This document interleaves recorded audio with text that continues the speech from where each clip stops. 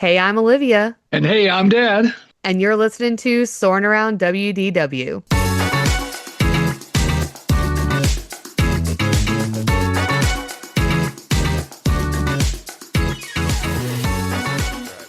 Hey guys, just a little pre-episode announcement here that we had a little bit of technical difficulty with Dad's audio on this episode. We recorded this episode way back in May, and when I went through and edited it, I realized just how bad the audio quality was on his end from the Zoom recording. And so I apologize. It's too late to go back and re-record and fix all of it now, but I appreciate your patience just on this episode. Moving forward in the coming episodes, it is much better. So apologies for that. Hopefully you still enjoyed today's episode, and thanks so much for being here and listening. Happy Wednesday, flight crew. Thanks for joining us once again as we continue to look into the current behind the scenes and private tours that they have on offer over at the parks in Walt Disney World. Last week, we talked all about the tours at the resorts, Epcot, and also the VIP tours. Today, we are going to get into the tours at Animal Kingdom and Magic Kingdom, and then wrap up with our rankings as well. First, we will head over to Animal Kingdom and start this time with the big kahuna that we talked about on our safari episode as well, and that is the Wild Africa Trek. If you're looking for one of the most immersive and adventurous experiences at Disney's Animal Kingdom, the Wild Africa Trek is really in a league of its own. This is not at all the same as the awesome theme park attraction Kilimanjaro Safaris, but instead it's a fully guided 3-hour expedition that takes you deep into the Harambe Reserve for a much closer look at the animals and landscapes that you only usually get a glimpse of from the ride vehicle. What sets this experience apart right away is variety. You're not just sitting and observing, you're actively exploring, because the trek combines hiking along rugged dirt trails with crossing narrow suspended rope bridges and eventually boarding a safari vehicle that takes you out onto the actual savannah. Those rope bridges, by the way, stretch over crocodile habitats, which definitely adds a little adrenaline to the experience. Throughout the trek, you'll get incredibly close views of animals like giraffes, rhinos, hippos, and more. And because this is a small group guided experience, it feels much more personal and unhurried than a traditional safari ride. Your guides are a huge part of what makes this so memorable. They're not just there for safety, but also to share detailed insights into animal behavior, habitat design, and the broader conservation efforts supported by the Disney Conservation Fund. It adds a meaningful layer of education to what is already a visually incredible experience. The tour is offered several times a day, usually up to 4 departures, and pricing typically falls between $229 and $239 per person, depending on the date. Keep in mind, theme park admission is required but not included in this price, so it is a pretty expensive experience, especially right now while Animal Kingdom is under a ton of construction and doesn't have as much to offer attractions-wise as the other 3 parks. There are also some built-in extras that help justify the price point. A professional photographer joins a group and captures moments throughout the trek, and those photos are included at no additional cost, which is a nice bonus. About halfway through, you'll also stop at a scenic overlook on the savannah for a break, where you're served a selection of African-inspired snacks, things like fresh fruit, hummus, and marinated shrimp. It's a chance to relax for a few minutes while still taking in the surroundings, and honestly, the setting alone makes it feel pretty special. Again, there are a few important requirements to know before booking. Guests must be at least 8 years old and at least 48 inches tall. Because of the nature of the experience, including uneven terrain, heights, and the use of safety harness system, you do need to be in reasonably good physical condition. Closed-toe shoes are required, and you'll be fitted with a vest and a wireless headset so you can clearly hear your guide throughout the trek. Check-in happens about 50 minutes prior at the Curiosity Animal Tours kiosk, and the experience runs rain or shine, though again, severe weather can lead to cancellations. Now, from a more personal perspective, this is one of those experiences that really sticks with you. It's definitely more physically involved than a typical park activity. There's a good amount of walking, but that's part of what makes it feel like a true adventure. And the proximity to animals is something you don't just get anywhere else in the parks. Seeing giraffes up close at eye level is a completely different experience than watching them from a distance. The included snack break may not be the highlight for everyone, especially if you're a picky eater like Dad or I, but it is a small part of the overall experience and really shouldn't be the deciding factor for this tour. And while Disney does provide professional photos, you're also allowed to bring your own camera, which is great if you want to capture some of those moments yourself. It's also one of those experiences that tends to spark interest for future trips, especially for kids who have seen those rope bridges from afar and immediately want to know how they can try it themselves, just like Eiley when we were at Animal Kingdom. So since the minimum age is 8, it can become something really fun to look forward to as they get older. And it's not just a one-off opinion. This is a tour that consistently gets strong recommendations from guests who have done it. It blends the adventure, education, and unforgettable up-close animal moments into something that feels genuinely unique at Walt Disney World. Again, since we kind of talked about this one last week, I don't want to go too much more into like our opinions of it, other than I have done it and I loved it and I would do it again, maybe when both of my girls are old enough. And Dad, you said you would potentially do it, but kind of prefer other offerings above this one if you had to pick. Is that right? Yeah, I mean, if it was just me and my wife, I would say probably no. But if it was me, my wife, and you and your kids or something like that, we could be with some smaller kids that would really get a kick out of it, I would be probably more inclined to do it. But just for myself, I'd probably pass on this one. Okay, yeah. So I think that makes sense. There are other offerings that we're going to talk about today too that I think will fit a little bit better if, you were going to pick something different. So we'll get into that. If Wild Africa Trek is a bit too adventurous, but you love Kilimanjaro safaris, and you wish you could slow it down, ask questions, and maybe even enjoy a snack while watching the animals, then Savor the Savanna at Disney's Animal Kingdom might be exactly what you're looking for. This is one of the more premium laid-back tours offered in the park, and it really leans into the idea of taking in the savannah at your own pace. The experience is typically offered twice a day, usually in the late afternoon, and it lasts a couple of hours, giving you a much more relaxed and intimate version of the safari experience. After checking in near Kilimanjaro safaris, your group, capped at around 12 guests, heads backstage to board a specialized safari vehicle. This isn't your standard ride truck. Instead of forward-facing rows, the seating wraps around the edges, creating a more open, conversational atmosphere where everyone has a great view and can easily interact with the guide. From there, you head out into the Harambe Wildlife Reserve, but unlike the regular safari, there's no rush. The vehicle can stop, linger, and reposition for better views and photos, which makes a huge difference. Your guide leads the experience, pointing out the animals, sharing stories, and answering questions. But a big part of what makes this tour special is how interactive it can be. The more questions the group asks, the deeper the experience tends to go. In some cases, you may even get the chance to interact with an animal care expert or keeper who joins briefly to talk about the animals from a hands-on perspective. It's one of those moments that really elevates the experience beyond just sightseeing. Eventually, the tour takes a turn off the main safari path and heads to a private boma, a secluded, covered viewing area out in the savannah. Here, you'll step off the vehicle and settle for a relaxed break with some incredible views. It's not uncommon to have animals like giraffes wandering surprisingly close while you're there. While you take it all in, you'll be served a selection of African-inspired small plates like shrimp, curry, chicken, hummus, bread, fruit, and cheeses, along with beer and wine options for guests 21 and over. The food is served family style. To me, it looks kind of small, but per reviews that I've read, there's typically a lot to go around, with opportunities to even go back for more. Afterward, dessert is served, and the options can kind of vary for this, but things like chocolate treats or s'more-style desserts have been part of the lineup in past tours. But what really stands out during this portion isn't just the food, it's the atmosphere. You're sitting out on the savannah away from the crowds with incredible views and time to actually enjoy them. Even the unexpected moments, like a passing rain shower, can end up adding to the experience, especially because the boma is covered and the guides are prepared with things like ponchos if needed.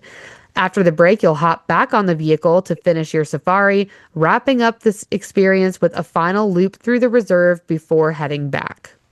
Logistics standpoint, the tour costs around $199 per person, and theme park admission is required but not included. I think that's the case with most of these, right? You got to get in the park, and you have to pay extra. That's pretty much all these tours. Guests must be at least 8 years old, and anyone under 18 needs to be accompanied by an adult. Like many of these tours, it runs rain or shine unless there's severe weather, and there's a 24-hour cancellation policy in place. You'll also want to check in about 15 minutes early at the Curiosity Animal Tours kiosk, and since this is an outdoor off-road experience, being in good health and comfortable with bumpy terrain is important. Overall, Savor the Savanna is less about thrills and more about atmosphere. It's a slower, more elevated way to experience the safari, great for animal lovers, foodies, or anyone looking to do something a little different inside the animal kingdom. It combines education, incredible views, and a surprisingly relaxing vibe into something that feels both special and memorable. If Wild Africa Trek is the adventurous option, this is its more laid-back, indulgent cousin, and for the right guest, it might be the perfect fit. Okay, Dad, so lay it on us. What are your thoughts on this Savor the Savanna experience? At $199 per person, for starters, I really would just ride the Kilimanjaro safaris maybe twice that day. You probably see different things both times you ride. You know the drill, right? We've ridden this so much. You might see giraffes, get closer, or zebras, or whatever is on the savannah. And then I would take that $199, save it, and go to Mickey's Not So Scary Halloween party, and it's all good. Yeah, I know. When you think about comparing the cost of some of these tours to a special ticketed event or an after hours event, it is just kind of in. And for me, this one screams money grab. It really seems like they're charging a lot for very minimal food and dessert and getting to hang out on this private patio. But maybe I'm just really cynical. I don't know.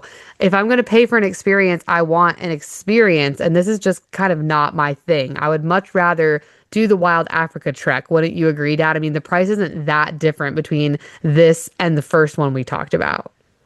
Yeah, because the other one gets you out of the vehicle, and it's like you're actually hiking back to the savannah. It's a little longer. It's just a different vibe. If I had to pick one, I'd definitely go with Wild Africa Trek, hands down. Okay, yeah, I agree. If you're looking for a more relaxed but still incredibly meaningful behind-the-scenes experience at Disney's Animal Kingdom, the Caring for the Giants tour offers a unique opportunity to spend time learning about one of the park's most fascinating animals, African elephants. This 1-hour guided tour gives you a deeper look into the lives of the elephant herd, focusing not just on what you see, but everything that goes on behind the scenes to care for them. And one of the coolest parts, the experience actually starts backstage. After checking in near Kilimanjaro Safaris, your group is led through a small, tucked-away entrance that most guests would never even notice. From there, you'll take a short walk backstage.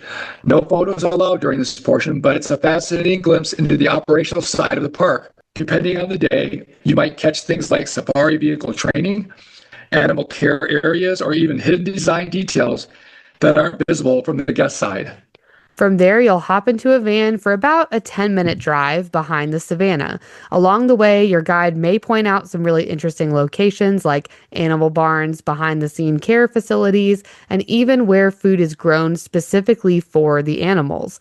There's even a so-called quote-unquote retirement savannah where animals who are no longer on stage, which is what they call like out in the attraction, can live out their days in a quieter environment.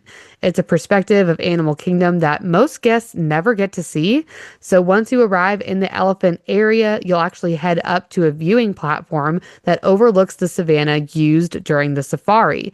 This is where the main portion of the tour takes place. And yes, this is where you can take photos again. Now, while elephants aren't guaranteed to be front and center, the viewing area actually covers a large portion of their habitat, so there's a pretty good chance that you'll see them during your visit. And when they are nearby, you can end up with some really great views, closer than what you'd get on the safari itself. While you're observing, your guide will share stories about individual elephants, explain their behaviors, and dive into conservation efforts both at Disney and in the wild through the Disney Conservation Fund.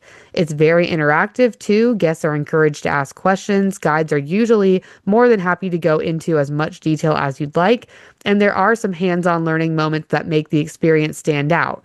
Depending on the actual tour, you might get to examine things like an elephant tooth, a tracking collar, or even materials used in that conservation research. There's also a bit of humor mixed in, like learning about how elephants process their food or don't, which ties into some of the conservation tools and even recycled materials used in the programs. The overall vibe is very educational, but it's still engaging, and guides do a great job of keeping guests of all ages interested, whether you're a huge animal enthusiast or just casually curious. After about 30 to 40 minutes at the Overlook, you'll head back the same way you came with another drive and short walk, returning you to those main guest areas. The tour is offered about 4 times a day and costs around $30 to $39 per person, making it one of the most affordable behind-the-scenes options at Walt Disney World. Guests must be at least 4 years old, and anyone under 18 needs to be accompanied by an adult. Since it's an outdoor experience, comfortable shoes and weather-appropriated clothing are definitely recommended. From what I read online, some things to keep in mind. This is kind of a quieter, more informational tour. So if it's your first visit to Animal Kingdom and you're trying to fit in all the attractions, this might not be your top priority. But if you or someone in your group has a strong interest in animals, conservation, or how Disney operates behind the scenes, this really is worthwhile because it's, again, as we just stated, very affordable compared to the other tour options. And overall, Caring for Giants is less about thrills and more about connection and behind the scenes looks at these animals. It gives you the chance to kind of slow down, learn something new, and come away with a deeper appreciation for both the animals themselves and the work being done to protect them. So, Dad, what do you think about this tour? Is this an attractive option to you compared to the other two, or where does this one land for you of the ones we've talked about today? I would have to say sold. I'm in. Yeah. Obviously the price is right, and it's not just about the price.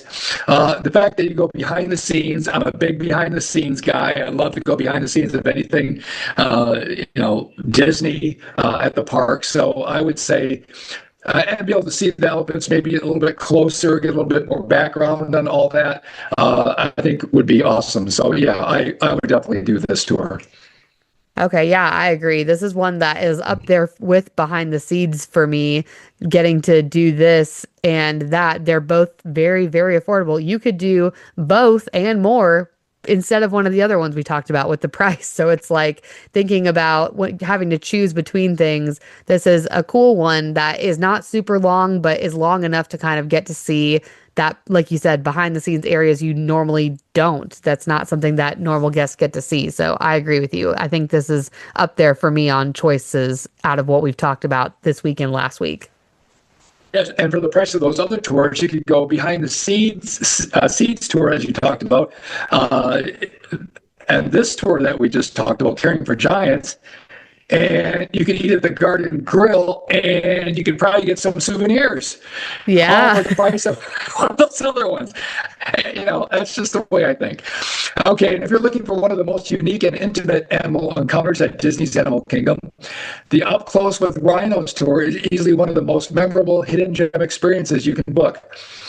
This is a small group, 1-hour guided tour that focuses entirely on the park's white rhinoceros herd, one of the largest land animals on Earth. And right From the start, you get a sense that this is something special. It's not a high capacity attraction, and it's not something you just stumble into.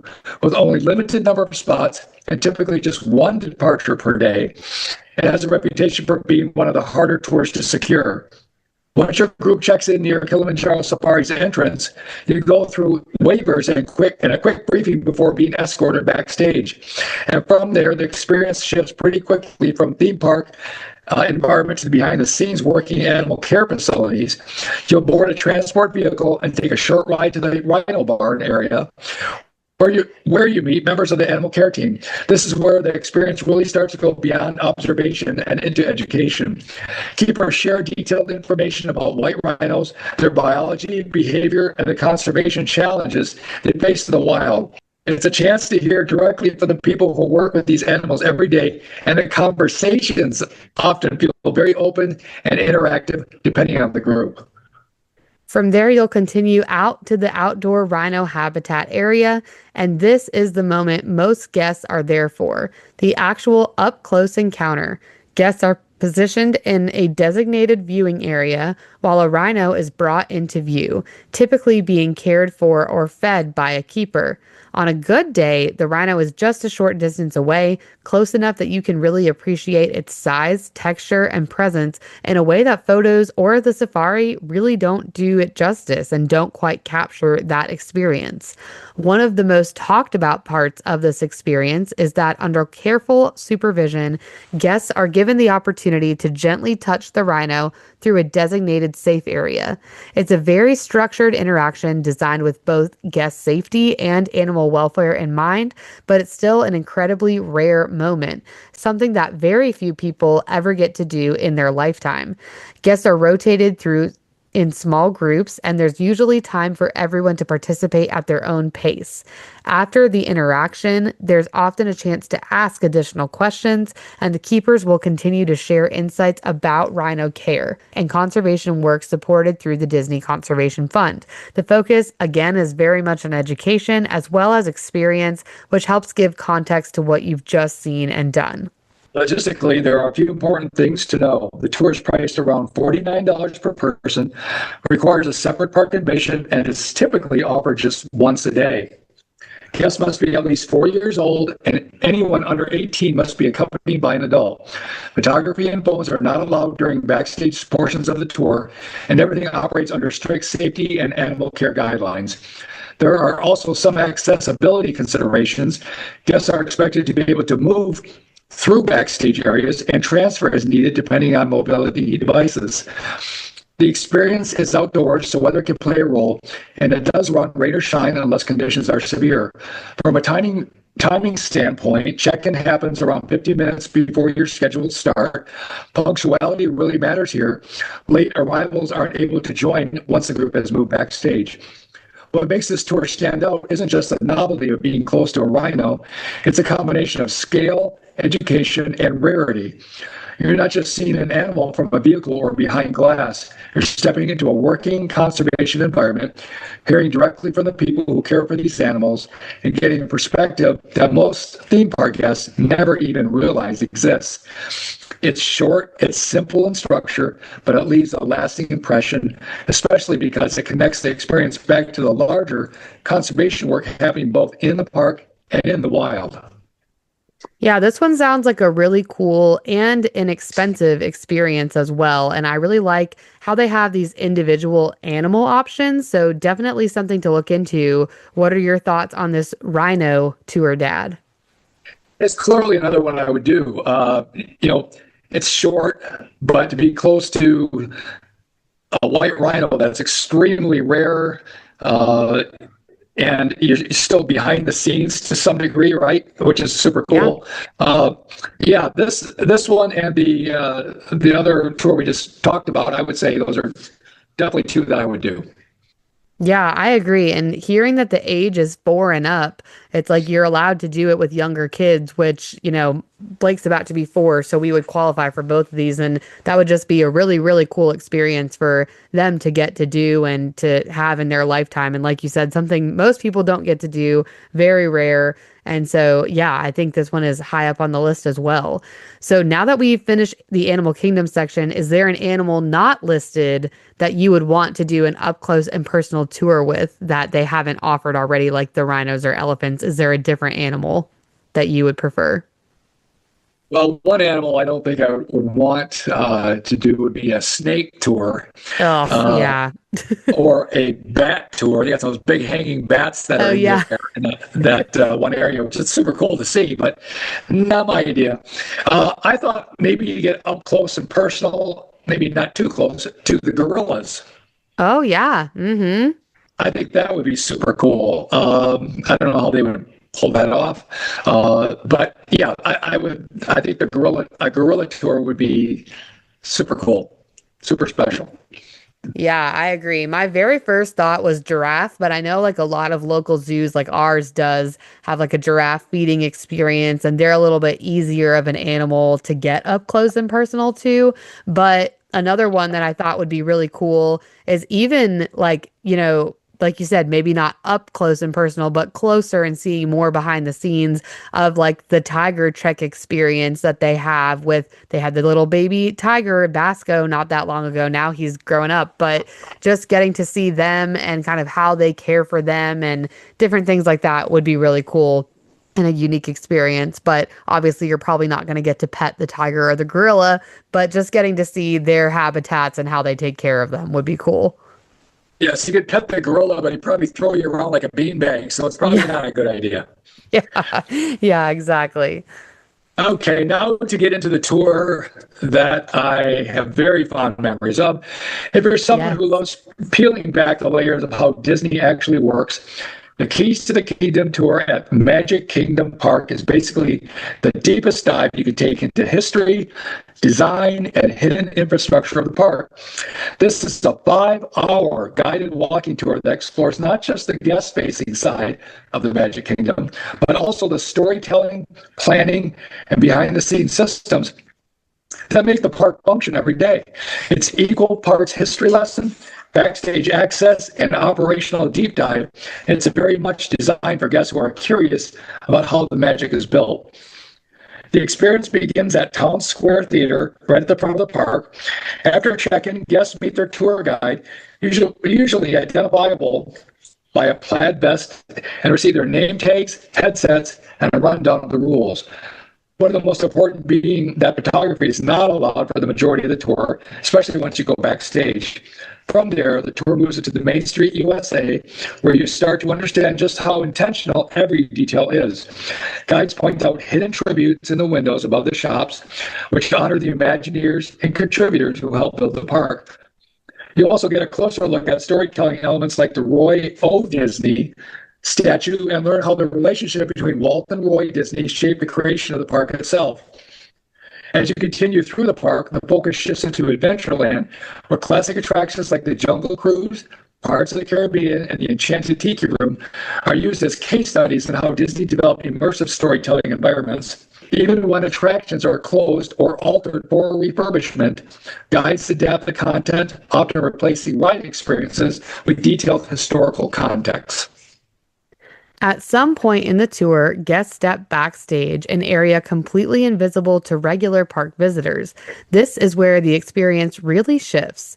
Behind areas like Pirates of the Caribbean, you can see operational spaces, maintenance zones, even parade float storage areas up close. Guests often get very rare glimpses of large-scale parade floats and infrastructure like the infrastructure that supports nighttime entertainment. It's one of those moments that really reinforces how much unseen work goes into keeping the park running. The tour also covers something called the berm, which is landscaping barrier designed to block outside views and sound, helping maintain total immersion when you are inside the park. It's a simple concept, but seeing it in person adds a whole new appreciation for how everything is carefully designed. Midway through the experience, guests will take a break for lunch, which is included in the tour. This is typically served at the Columbia Harbor House, though locations can vary. It's a chance to sit down, regroup, and reflect on everything you've already seen while still being inside the immersive environment of the park. After lunch, the tour continues into Liberty Square, where guides dive deeper into the thematic design choices, especially how the area reflects early American colonial history and storytelling techniques.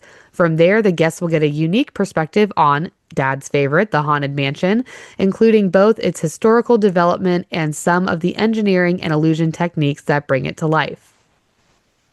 Then comes what many consider the highlight, access to the utilidors. The utilidors are the underground tunnel system beneath the Magic Kingdom, a network that allows cast members, supplies, and operations to move around the park completely out of guest view. It's one of the most famous behind-the-scenes systems in any theme park in the world. Inside, you might see costume departments, cast member areas, and operational spaces that keep the park functioning seamlessly above ground. What makes this section especially interesting is how it connects everything you see above ground to the infrastructure below it. It's a reminder that the Magic Kingdom isn't just a themed environment, it's a fully functioning city operating beneath the surface. The tour wraps up after about 5 hours, returning guests to the main guest areas with a completely different perspective on the park. It's less about rides and thrills and more about understanding design, philosophy, storytelling intent, and operational complexity. Logistically, this is a 16-plus experience, age 16-plus experience, costs around $169 to $189 per person, and requires separate park admission. It runs multiple times in the morning, typically starting early in the day. Guests must check in on time at Town Square Theater, and like many backstage tours, photography is restricted for most of the experience.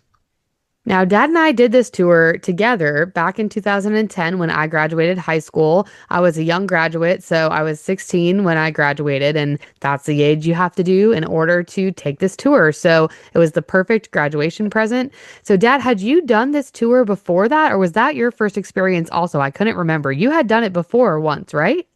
Yes, I did this tour with your mom in 2001, I think. Oh, wow. Yeah, and I love the tour. As the Magic Kingdom is my favorite park, so that tour was like, and probably still is, always going to be my top tour to do. So yes, I loved it. Okay, and what were your thoughts? Were there a lot of differences? Do you remember like between what you saw on the first tour and what you saw on the tour we did like so many years later? Boy, it's been so long. It's been 25 years since I did it the first time. So for me to remember that, let alone what I did yesterday, is kind of a challenge sometimes. I don't remember a whole lot of differences. I think we ate in two different places as far as lunch. I think you and I ate at the Columbia Harbor House, if I remember right. Mm-hmm. And then I think your mom and I ate somewhere where the food is brought over to us, and we were sitting in a pavilion or something like. It wasn't a Columbia Harbor House area, but for some reason it was their food, and they brought it to us somewhere. But that's all I can really remember. But no, I think they were very similar types of tours. I don't remember any big differences at all. Okay. Yeah. And again, this was 16 years ago now that we did it together. So it's been quite a while, but I do remember just being in awe of the actual space and thinking how unreal this whole tour experience is. You do have to have the Magic Kingdom admission, as we mentioned before, but it is really so worth it. And honestly, I'm shocked this tour has not increased in price. Now, don't do that now that I said it, Josh Tomorrow. Don't make it more money. But it really is an incredible tour and is less than the Wild Africa Trek, which blows my mind. Make it make sense. The math is not mathing, right? I mean, but I'm grateful. I love it. This is one I would love to do again someday. It just is very shocking to me that it is only this price, because it's like we talked about, about a 5-hour tour, and you can stay obviously in the Magic Kingdom, but same with the Africa Trek. That's even maybe a little shorter than that for a lot more money. So it just really surprised me with the cost. But is there anything about the tour that you think would make it better, Dad? I would like to see maybe if, and again, if we were to take it, let's say take it tomorrow, and it's very similar to the way it's been, because I can't speak to it as it is today. Hmm. But I would love to have them go behind at least one of the attractions and just a little sneak peek, maybe of the Haunted Mansion Hmm. or the Pirates behind the scenes, just a little peek of some area. I think that would really plus it. Of course, going down to the utilidors, as we've said, is the creme de la creme, right? That's probably the main reason I even did the tour, was to get below and actually see it for myself. Yeah. Because there's not a lot of, even on YouTube, there's very little video footage that's been snuck out of there over the years, where you can actually see. You can see a little here and there. Some things that Disney put on there years ago, but it's hard to find footage of that. So, I think I'd like to see some behind the scenes attractions. Just a little peek here and there would really plus the tour for me anyway. Yeah, I agree. Was there anything that you thought was like, I don't care if they included this again, that you like wasn't that special that they did on the tour that you can remember? Well, I studied all this information so much before we even went on the first tour. When the tour guide was asking the questions, do you know this about Liberty Tree? Or whatever it might be. And I'm not saying it to brag, it's just because I did so much research. I already knew all the answers to everything. I Yeah. could have been that tour guide. I could have easily been that tour guide. But again, I was on and I was enjoying it, and I wasn't an obnoxious a guest there or anything.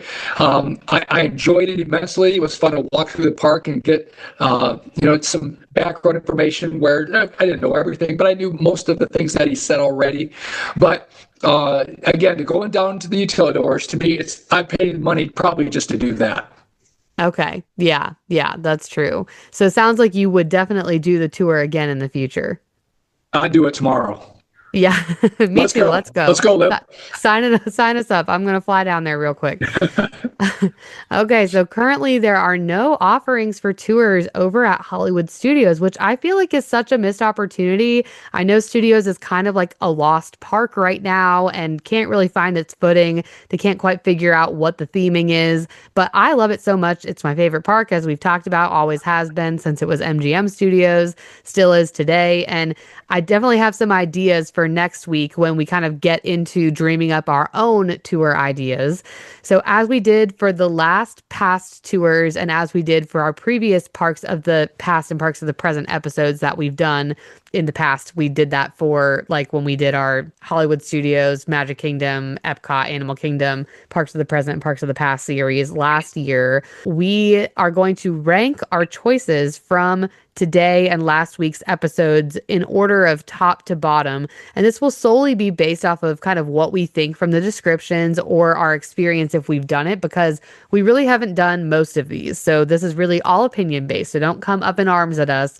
Maybe what we'd want to do most to least and personal opinion. So starting with the one we would want to do at the top, I guess, or I don't know. Should we do least to most or most to least? What's better, Dad? We can start at the top. Okay, so the tours that we have discussed last week and this week, just as a brief little refresher here. So we had the Starlight Safari at Animal Kingdom Lodge, the Wilderness Backtrail Adventure Segway Tour.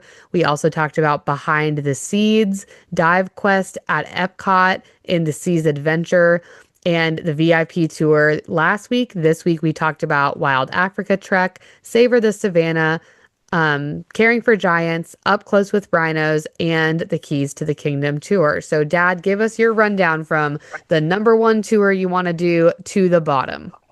I'll go Keys to the Kingdom to the day I die. Yeah. That'll be number one.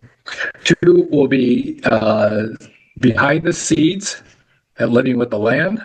Three, I like the idea of seeing the elephants up close. So I guess I'll just call it the Giants tour, the White Rhinoceros tour, the Rhinos tour. I would like that to be number four. Dive Quest at Epcot. Throw on the scuba gear again and do that. Number five. Six, the Starlight tour at the Animal Kingdom. Seven, the Wild Animal Trek. Animal Kingdom. Savor the Savanna. I'll put that next. and they got this Segway tour at Fort Wilderness at the bottom. I guess, am I missing one, Olivia? Oh, just the VIP tour. Where would you throw that one in? Oh, okay.